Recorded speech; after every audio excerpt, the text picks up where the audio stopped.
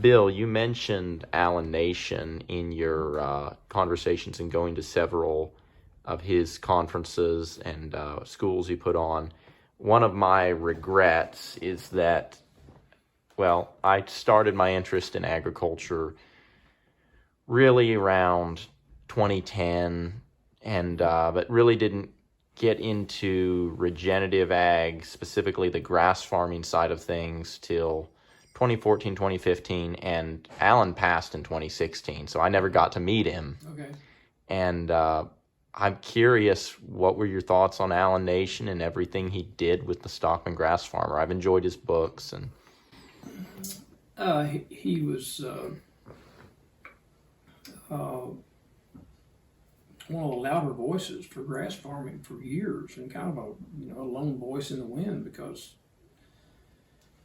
he was, for the most part, swimming upstream with the mainstream cattle industry. But he was a very, very intelligent visionary that had a chance to expand the mission of the grass-fed world and bring a lot of people into the circle that had been doing things the other way. And he really, in this part of the world, he started the ball rolling. I mean, he was. I mean, in my mind, there's not very many people that I would say even come close to being. I can't to say that person was like Allan Nation, to me seems like a pretty big deal. I mean, maybe Allan Savory in South Africa did some things with holistic management. I know now the Savory Institute, but and in those days, there was, I won't say they're different messages, but to some degree they were, and it now has all come together. We started talking about rotational grazing and mob grazing and sustainable ag, and now it's evolved into regenerative ag. Right. And that, the Savory message is holistic. Regardless of what you're doing, you need to think about the whole picture. Right. This is because that is. And, yes. And if you do A and B in a positive way, D out here or F may not be the same thing, and you may end up being counterproductive in your efforts unless you consider the whole. And it's not just agriculture; it's society, and that's what Allan Savory advocated. I've got all those books in my library over there that I refer to periodically.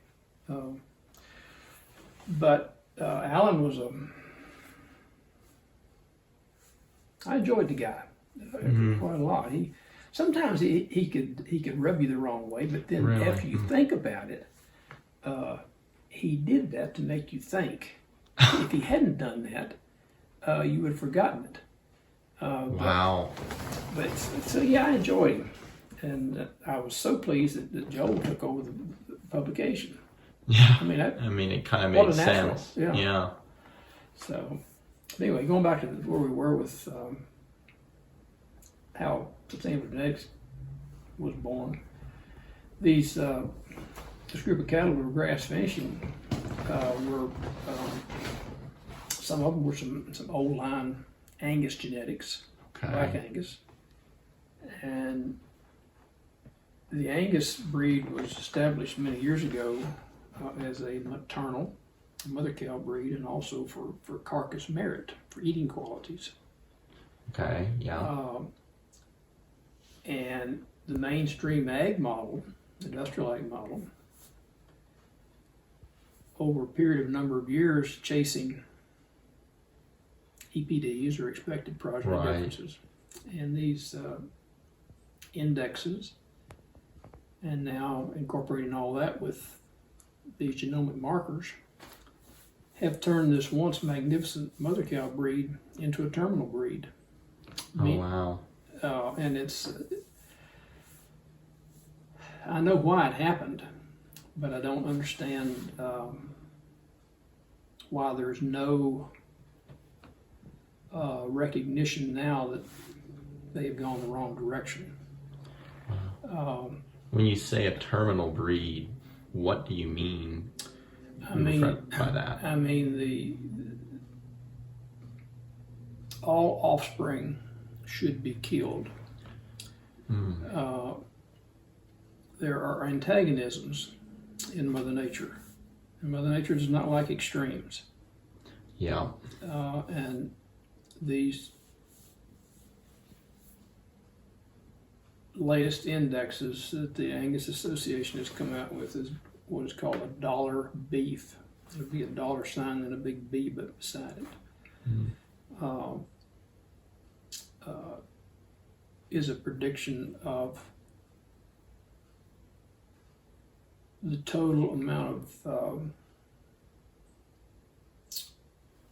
end product is in an animal. And the dollar beef is a good indication of how much profit these packers and feed yards can make. And you know, more is never enough. That's so true. When you select for yearling weight, a 1,200 pound yearling is not enough, and then 1,250 is not enough, 13, and you continue selecting from that. Well, when you're selecting for extremes in one trait, you're giving up something in another trait. And so anyway, and I speak with commercial producers all over the country in our sustainable genetics business that are just sick and tired of these Angus bulls and trying to make cows out of the steers that have made them all this money because they'll grow fast, right? But they won't breed consistently. Reproduction is what suffers. There's an antagonism between extreme rapid growth and reproduction. And I had that revelation many years ago when I was working at the University of Georgia in a different county. There was a commercial producer there that, not a large one, he ran a couple hundred cows, but he was quite progressive. He was the only commercial producer in the county at that time that was artificially inseminating these cows. Oh, wow. And he was breeding them to bulls from one of the major bull studs. And the semen guy would come by every year and he would ask questions about the bulls and the semen catalogs and what have you. And he used those bulls. And I remember making a number of trips with him to the bull test stations. And he would pay top dollar, compete with the purebred guys for a commercial bull. You know, most commercial producers in those days were paying $2,500, $3,000 for a bull. I've seen this guy pay $7,000 or $8,000 for a bull just to go in. And only for a 200 herd. Yes, yes, because he could see he was weaning more pounds of calf, and then he was retaining ownership on some of the cattle to go to the feed yard, and they were making him money. But he came in my office one day and he says, I am doing everything the university is telling me to do, but I am having more and more open cows that are not bred every year. What's wrong? Oh. And it hit me that the antagonisms between reproduction and this extreme rapid growth and cuttability, which is carcass yield, are antagonistic. Wow. So anyway, that was the eye opener, and the Angus breed has taken off. But going back to the sustainable genetics, these 20-ish steers that we had in this grazing trial, some of the old line Angus would get fat and produce essentially a prime carcass off of grass. Mm.